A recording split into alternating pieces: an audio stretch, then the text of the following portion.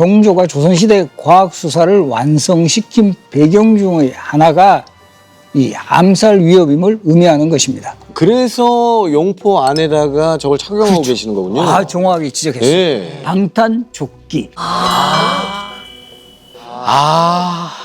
워낙 정조 그러면 뭐 조선시대 왕 중에 굉장히 호감도도 높고 유명한 왕이에요. 정조가 세손 시절에 지금 경희궁의 존현각이라는 건물에 머물렀어요. 그때부터 일기를 쓰셨어요, 정조가. 그래서 이 존현각 일기에서 시작을 해가지고 나중에 정조가 왕이 되고 난 후에는 이게 왕의 일기로 이제 정착이 되어서 이게 지금 유네스코 세계 기록유산으로도 지정이 되어 있습니다. 일성록, 나는 하루에 3번 반성한다.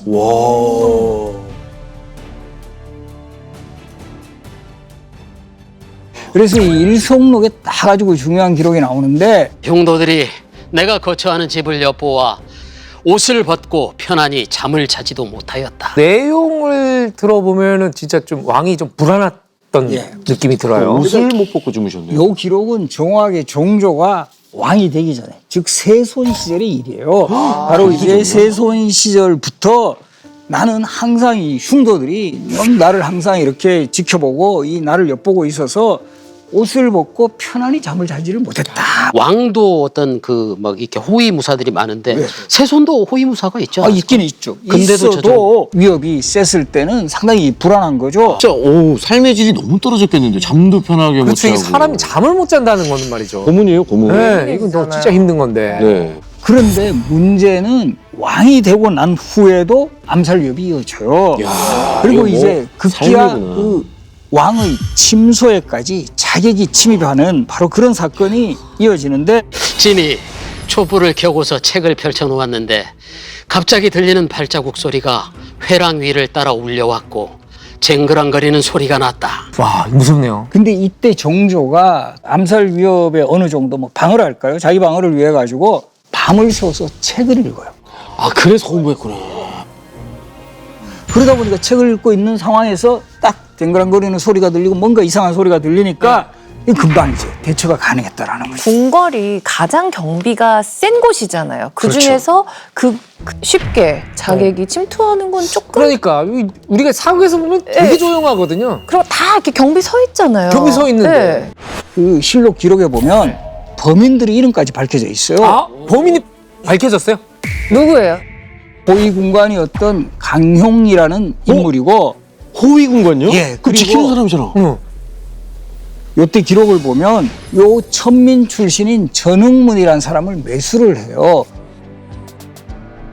전흥문은 자기는 예리한 칼을 들고 갔고, 와. 이 강용이는 철편을 들고 갔다 이렇게 돼 있어. 철편. 그래서 이제 특히 정조가 이때 상당한 충격을 받은 그 이유 중에 또 하나가 자객이 이렇게 침입할 당시에 이런 그 궁궐에 있는 그 환관이라든가 궁녀들이 길을 다 안내를 해요. 그러니까 아까 그 지붕 위에 올라가가지고 딱 정확하게 정조가 있는 진짜 침실을 노린 거죠. 내 편이 하나도 없네. 정말 믿을 사람 없다. 네. 그래서 또 이런 과정에서 또 무당들도 등장을 해요. 무당들. 무당이요? 주술로 이제 정조를 또 이렇게 무당들 막 굿하고 이러면 그 왕을 시할 수 있다. 그런 저주한 사실까지 뭐 드러나게 되면서 상당히 이제 정조가 뭐 어떻게 보면 충격에 빠져. 맞아. 옛날 이렇게 조선시대 때나 고려 때 이렇게 보면은 상대방한테 해를 가하는 것 중에 하나가 주요가 또 주술이더라고요. 아니, 왕실 암투가 무섭다 얘기는 들었는데 이 정도일 줄은 몰랐네요. 그런데 이게 실제로 다른 시각에서는 정조가 자작극을 한 거 아니냐 이런 설도 있어요. 그러니까 이게 명분을 만들려고. 그러니까는 이제 이듬해에 암살 위협을 받았다. 그럼 반대파를 누르고 자기의 이제 어떤 권위를 높인다는 차원에서 이런 썰도 있는데 교수님 맞나요? 만약에 그러게 정말 확실하다면 저 같은 사람이 직업을 잃을 수 있죠. 왜요? 조선왕조 실록의 어떤 그 뭐 정당성이라든가 객관성 이걸 무시하는 거거든요. 네. 일단은 지금 이 얘기가 나오면서 그 신병주 교수는 굉장히 신기가 불편해졌어요. 기자님 사과하셔야 될 것 같은데. 근데 저는 또 이런 얘기로 먹고 사는 사람입니다. 이거 뭐 이제 사파와 정파가. 그렇죠. 실제로 정조가 승하했을 당시에도 좀 논란이 있지 않았나요? 그러니까 뭔가 약간 그 독살을 당했다. 이야기가 있었거든요. 그렇죠. 한때 이게 뭐 거의 유행처럼 많이 이렇게 그 널리 퍼진 적이 있어요. 그 뭐 단서가 된 대표적인 책이 그 대중서들 중에서 조선왕 독살 사건 뭐 이런 책들이 되게 팔렸어요. 서점에 되게 많아요. 네. 근데 사실은 그 조선왕 독살 사건에 나오는 그 왕들은 웬만하면 다 독살이에요. 그렇죠. 그거는 나라가 아니에요, 정말. 운종, 뭐 네, 인종. 다 뭐 빨리 죽었다 그러면 무조건 독살이야. 아 근데 제가 알기로는요 정조의 측근이었던 그러니까 정약용이 쓴 여유당전서에도 그 당시 정승이 역적은 시민을 천거해서 그에게 정조 임금한테 독약을 올리게 하였다. 라는 기록처럼 이 독살 의혹이 어떻게 보면 기록에 딱 남아 있거든요. 그런데 여기서도 이제 허점이 있는 게 지금 앞에서 정승이 역적원 시민을 보내가지고 뭐 독살하겠다라고 하는데 그 인물이 심한지라는 인물인데 바로 이제 영의정까지 나중에 지낸 인물인데요. 2009년에 이 정조가 심한지에게 보낸 비밀 편지가 200여 통이 이게 발견이 돼요. 200통이라고 그랬어요. 네. 무슨 할 얘기가 사실 그렇게 많았지? 편지를 보면 네. 오히려 정치적 동반자예요. 긴밀하게 소통을 하고 있었던 바로 이런 인물인데 네. 바로 이런 인물이 정조를 독살했다는 게 넌센스다. 저는 그거랑 좀 생각이 다른 게 실제로 의학적으로 봤을 때 연운방이라는 치료를 이제 정조가 승하하기 전에 받았습니다. 근데 그게요 경면주사라고 그러니까 황화 수은 수은 성분이 든 것을 불에 태워서 쏘이는 방법이거든요. 특히나 그 당시 치료를 받고 있었던 아픈 사람들한테는 아주 치명적인 물질인데 이거를 사용했다.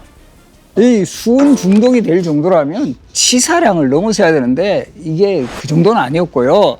그리고 또 무엇보다 정조가 상당히 의학적인 지식도 많은 왕이세요. 그래서 이 자신이 스스로 또 약을 처방한 그런 기록도 보이고요. 그런 왕 앞에서 의관이 마음대로 뭐 이런 그 정조에게 그 치사량에 해당하는 그런 처방을 하도록 방치하지는 않았을 거라는 거죠. 이게 정조가 주로 자기한테 이제 셀프 처방을 했다고 하는데 그게 약간은 자기 화병을 다스리려고 스스로 처방한 것들이 많습니다. 아, 네. 네, 그리고 그 정조의 직접적인 사인이 된 게 종기거든요. 네. 이 종기에 대한 치료가 이제 당시 그것만큼은 이제 의관한테 맡겼다라고 하는 거죠.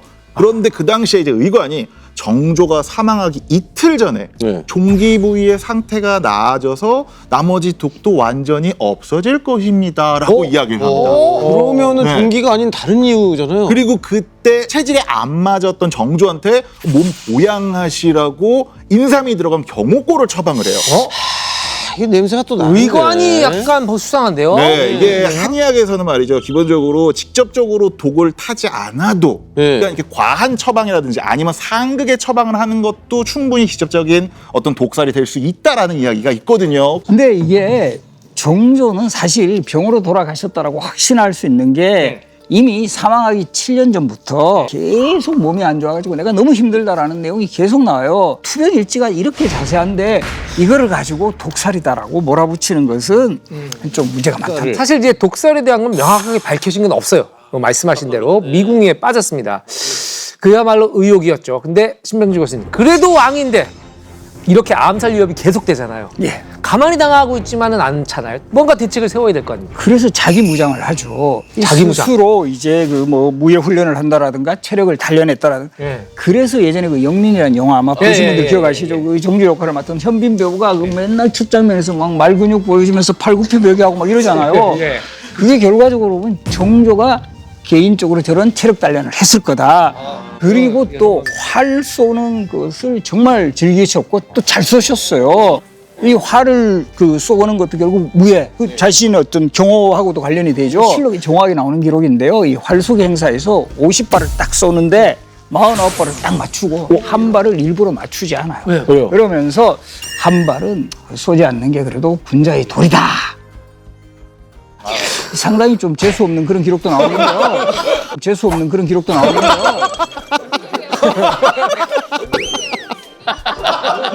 그러니까 이거 약간 중2병 같은 느낌이잖아요.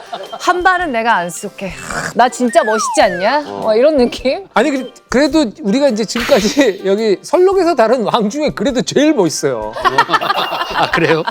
근데 네. 멋있다. 그래서 실제 정조가 정조 때 무예도보 통제를 편찬한다라든가 이런 무예에 대해서 집중적인 관심을 보인 것도 바로 이런 암살 위협에 어느 정도 대응하는 그런 방안이다. 이렇게 볼 수가 있다라는 거예요. 네. 예. 그리고 여기에 더해서 오늘의 주제가 되는 바로 이 CSI, 이 근간이 되는 과학수사. 이것을 확실하게 해서 결국 자신의 암살 위협도 어느 정도 이제 방어를 하고 또 이 미래를 대비해서 수사법도 발전시키고 강화하자. 불편함이 발전시킨다고. 그쵸. 저기 앉았을 때는 사실 이렇게까지 저도 목소리를 크게 에너지 있게 안 했거든요.